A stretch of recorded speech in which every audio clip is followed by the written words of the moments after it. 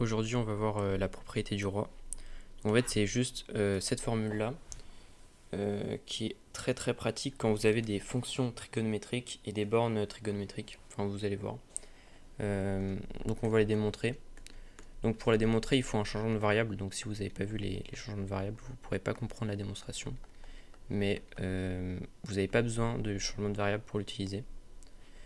Du coup, on part de l'intégrale qu'on a de base. Et on pose x égale a plus b moins u. Du coup, dx égale à moins du. Et donc pour les bornes, quand x égale à a, on remplace là-dedans par a, ça nous fait u égale b. Et pareil, x égale b, ça nous fait u égale a. Voilà. Donc on remplace dans notre intégrale. Ça nous fait l'intégrale de b à a, de f de a plus b moins u. Et donc le moins du, le moins je peux le sortir de l'intégrale. Voilà. Ensuite, avec le moins, je peux inverser les bornes. Donc ça me fait l'intégrale de a à b. Et là, cette intégrale-là, en fait, c'est juste un nombre. C'est juste une aire sous la courbe. Donc qu'on écrive u ou x ou n'importe quoi, que t, voilà, ça ne changera pas l'aire sous la courbe. Du coup, je peux écrire ceci. Et donc c'est juste ce qu'on voulait démontrer.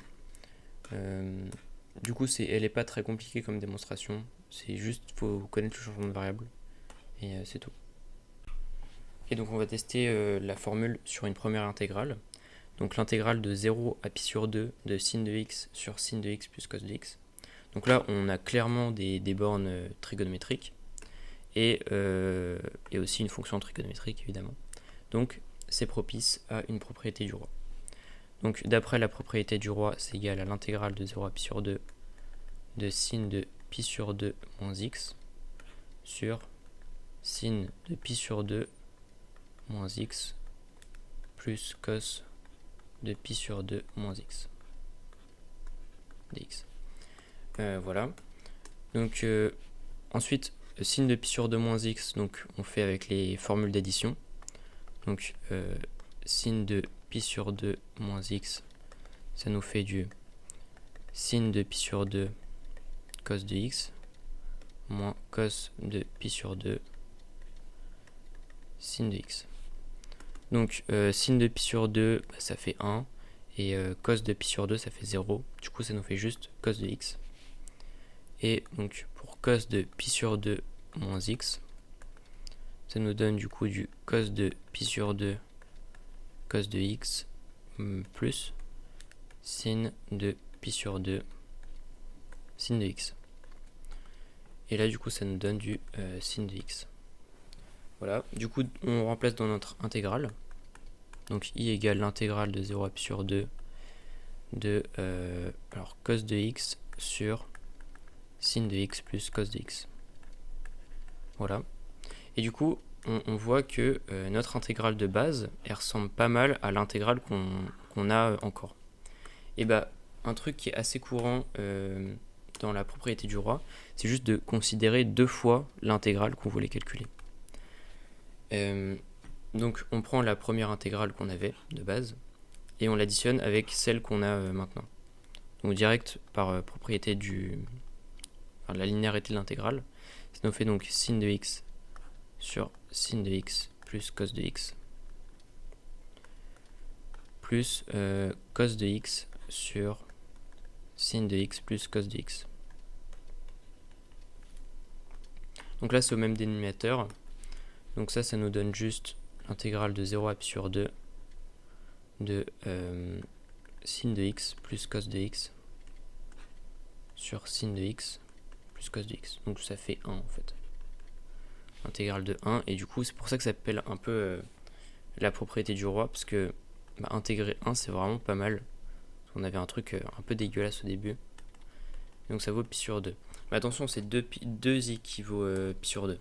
Du coup ça veut dire que i égale pi sur 4. Et voilà. Donc deuxième intégrale, on a l'intégrale de 0 à pi sur 2 de ln de tangente de x dx. Donc on a clairement une fonction trigonométrique et des bornes trigonométriques. Donc la propriété du roi, ça peut bien marcher.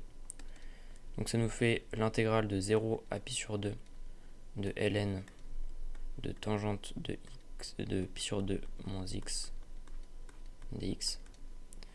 La tangente, je le rappelle, c'est le sinus sur le cosinus. Du coup, sin de pi sur 2 moins x sur cos de pi sur 2 moins x. C'est exactement ce qu'on a dans le log. Tout à l'heure, on a vu que sin de pi sur 2 moins x, c'était cos de x. Et cos de pi sur 2 moins x, c'était sin de x. Et là, il faut remarquer un truc, c'est que ça, c'est l'inverse de la tangente. 1 sur tangente de x. Et du coup, on peut remplacer dans notre intégrale.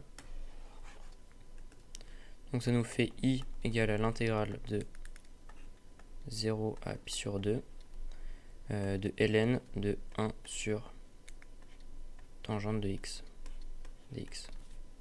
Le 1 avec les propriétés du log, on peut le sortir, enfin la puissance moins 1. Donc moins l'intégrale de 0 à pi sur 2 ln de tangente de x dx. Et là, il faut remarquer que ça, en fait, c'est juste notre intégrale qu'on voulait calculer au départ. Donc, en fait, c'est i égale à moins i. Voilà. Et donc, ça nous dit que i égale 0. Et voilà. Donc, ce qu'il faut retenir vraiment, c'est que quand vous avez des fonctions trigonométriques avec des bornes trigonométriques, la propriété du roi, c'est trop fort. Et si vous voulez vous entraîner, il y a 3 petites intégrales qui vous attendent. La dernière, je l'ai traitée déjà sur mon compte.